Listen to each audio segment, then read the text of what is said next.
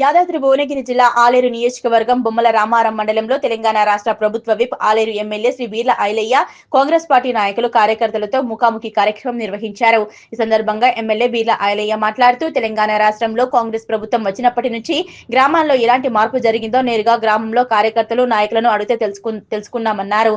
గ్రామాల్లో నాయకులు కార్యకర్తలు అందరూ కలిసికట్టుగా ఉండాలని, సమన్వయం లోపం లేకుండా ఉండాలని వారికి సందేశం ఇచ్చారు. ప్రభుత్వం అందిస్తున్న పథకాలను గ్రామాల్లో ప్రజల్లోకి తీసుకువెళ్లాలన్నారు. కాంగ్రెస్ ప్రభుత్వం వచ్చినప్పటి నుంచి బొమ్మల రామారం మండలంలో ఎక్కువ నిధులు కేటాయించడం జరిగిందన్నారు. బొమ్మల రామారం మండలాన్ని అన్ని విధాలుగా అభివృద్ధి చేస్తారని తెలిపారు. మరికొద్ది రోజుల్లో బొమ్మల రామారం మండలానికి గోదావరి జిల్లాలో అందజేస్తామన్నారు. ప్రభుత్వం 6 గ్యారంటీలను విడతల వారీగా లబ్ధిదారులకు అందజేస్తోందని, రైతు భరోసా, రైతు బీమా, ఆత్మీయ భరోసా, రేషన్ కార్డులు, ఇందిరమ్మ ఇల్లు, గృహజ్యోతి, రైతు రుణమాఫీ, ఉచిత విద్యుత్, 500కే గ్యాస్, మహిళలకు ఉచిత బస్ సౌకర్యంతో పాటు ఇతర పథకాలు ప్రజలకు ఇస్తున్నామని, కావున గ్రామాల్లో జరగబోయే స్థానిక సంస్థల ఎన్నికల్లో కాంగ్రెస్ పార్టీ నియమించిన అభ్యర్థులను అత్యధిక మెజారిటీతో గెలిపించి అత్యధిక స్థానాలు గెలిపించుకోవాలన్నారు.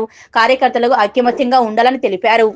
కాంగ్రెస్ పార్టీ మీకు గెలిపించారో ఆ నమ్మకంతో మన ప్రభుత్వం కానీ, గౌరవ ముఖ్యమంత్రి రేవంత్ రెడ్డి గారు కానీ మన ఇచ్చినటువంటి హామీలు ఒక్కొక్కటిగా అమలు చేసుకుంటూ ముందుకు పోతున్నాం.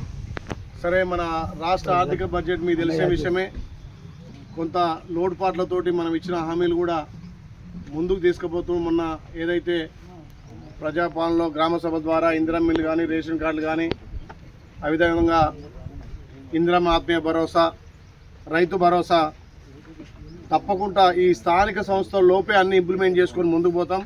దాంట్లో ఎవరు కూడా అధైర్యపడద్దు. కొంత లోడ్ బడ్జెట్ ఉండడం వల్ల మనం ఇచ్చే స్కీములు కొంత లేట్ అవుతున్న మాట వాస్తవమే. వాటిని అన్నింటిని అధిగమించి మీ స్థానిక సంస్థల ఎలక్షన్ల వరకు తప్పకుండా మనం ఇచ్చినటువంటి హామీలను నెరవేర్చాలనే ఆకాంక్షతో ప్రభుత్వం, గౌరవ ముఖ్యమంత్రి, మంత్రి కూడా ఉన్నారు. కాబట్టి మీరెవరు కూడా అధైర్యపడద్దు. ఎట్లయితే మన అసెంబ్లీ ఎలక్షన్లు, పార్లమెంట్ ఎలక్షన్లో కలిసికట్టుగా పనిచేసినామో ఇప్పుడు మీ ఎలక్షన్లు మీరు కూడా అందరు మళ్ళీ ప్రజాప్రతినిధులు కావాలి. రేపు ఏదైతే రిజర్వేషన్లు ఖరారు కాగానే ఆయా గ్రామాలలో కొంతమంది వార్డు మెంబర్లుగా, సర్పంచ్లుగా, ఎంపీటీసీలుగా, జెడ్పీటీసీలుగా, అవసరం వస్తే కోఆపరేటివ్ బ్యాంకు కూడా, అదేవిధంగా ఎవరైతే ఈ ప్రజాప్రతినిధులు కాని వాళ్లకు పార్టీ లెవెల్లో ఎక్కువ పదవులు కూడా ఆలయం వర్గానికి రావడానికి 60 కార్పొరేషన్లో డైరెక్టర్లుగా, కొన్ని కార్పొరేషన్ చైర్మన్లు కూడా నేను మొన్ననే గౌరవ ముఖ్యమంత్రి మా ఆలయం వెనుకబడ్డది తప్పకుండా ఇవ్వాలని చెప్పి మాట్లాడడం జరిగింది.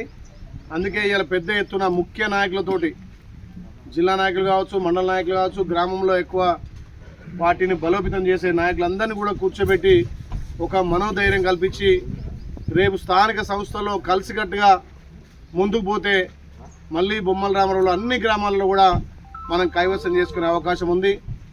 సరే, ఇప్పుడు ఏ ఊర్లో ఎవరని కాదు, రిజర్వేషన్ ఆధారంగా, ఎందుకంటే మొన్న కులగణన జరిగింది కాబట్టి గత ప్రభుత్వం 10 సంవత్సరాలకు ఇచ్చినటువంటి రిజర్వేషన్ తొలగించి మళ్ళీ నూతన రిజర్వేషన్ వస్తాయి. కాబట్టి ఏ గ్రామంలో ఏ రకంగా వస్తే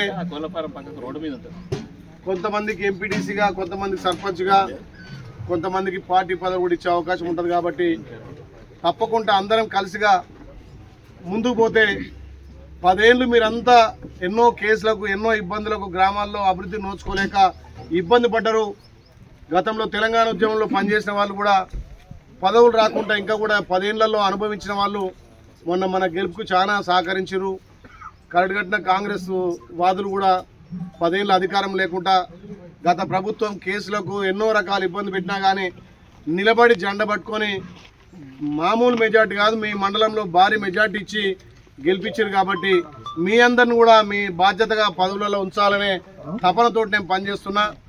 సరే, ఈ సంవత్సర కాలంలో కొన్ని గ్రామాలు మనం తిరిగినాం, కొన్ని గ్రామాలు తిరగలేకపోయినాం. అయినా గత ప్రభుత్వానికి మన ప్రభుత్వానికి పోల్చుకుంటే మీ బొమ్మల రామారం మండలానికి నేనైతే ఎక్కువ నిధులు వచ్చినాయి అనుకుంటున్నా. ఈ 1 సంవత్సరంలోనే అది ఏ గ్రామాలకు వచ్చినాయి, ఏమేమి శాంక్షన్ చేస్తాం, ఇంకేం శాంక్షన్ చేయబోతున్నాం. ఏదైతే గతంలో 20 కోట్లు హెచ్ఎండి నిధులు మంజూరు అయినా వాళ్ళు పనిచేయలేక, టెండర్ పెట్టలేక క్యాన్సిల్ అయితే మళ్ళా గౌరవ మంత్రితో కొట్లాడి 20 కోట్లు కూడా మీ బొమ్మల రామారం హెచ్ఎండి నిధులు తేవడం జరిగింది. ఏదైతే ఆ మునిరాబాద్ వండకాడపల్లి మునిరాబాద్ బ్రిడ్జ్ శాంక్షన్ అయింది. వాళ్ళంటారు మేమే గతంలో శాంక్షన్ చేసామంటారు. కానీ ఈ టైంలో మనం మళ్ళీ శాంక్షన్ చేసిన లెటరు, మంత్రి గారితో ప్రపోజ్ చేసిన లెటరు, జీవో కూడా మనం కొత్తగా చూపిస్తాం. అదే కాకుండా 14 కోట్లతోటి మన బీటీ రోడ్లు తేవడం జరిగింది.